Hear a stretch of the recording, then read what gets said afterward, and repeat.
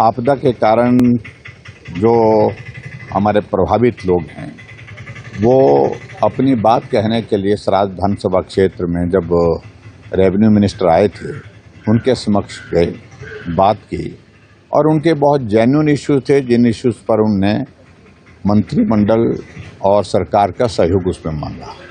पहला, आपदा के दौरान जो कार्य चल रहा है उसमें तेजी लाने की आवश्यकता है।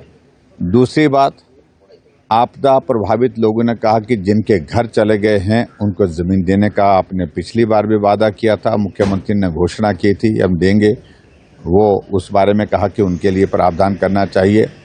और तीसरा, जिस विषय को लेकर के बहुत बवाल खड़ा हुआ वहाँ पर कि मंत्री जी वहाँ पर आए जिनके पास हॉर्टिकल्चर का महकमा भी है, एक दिन पहले जो है वो वहाँ से हमारा हॉर्टिकल्चर और फॉरेस्ट्री का जो कॉलेज था उसको बदल करके दूसरे स्थान के लिए नोटिफिकेशन करके आए। तो लोगों का कहना यह था कि एक तो आपदा के कारण हम प्रभावित हैं, हम प्रताड़ित हैं, ऐसी सूरत में इस सारे फैसले को आप वापस लीजिए।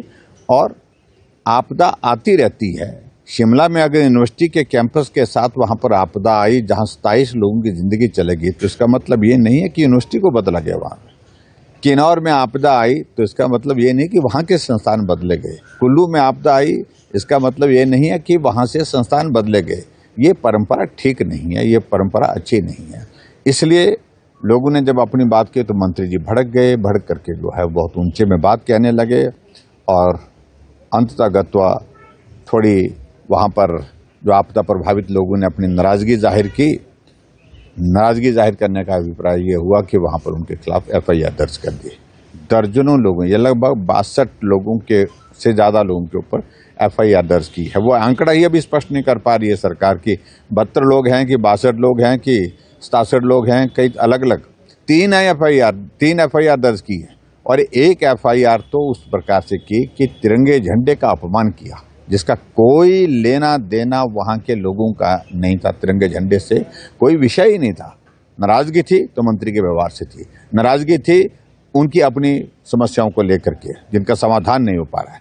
और ऐसे में ये पहली बार हिमाचल प्रदेश में नहीं पूरे देश में देखा कि एक तो घर चले गए बह करके, उसकी पीड़ा अपनी जगह और ऊपर से इस आपदा में FIR दर्ज करना, ये नाराजगी थी। और आज प्रदर्शन रखा था, रास्ते बंद थे।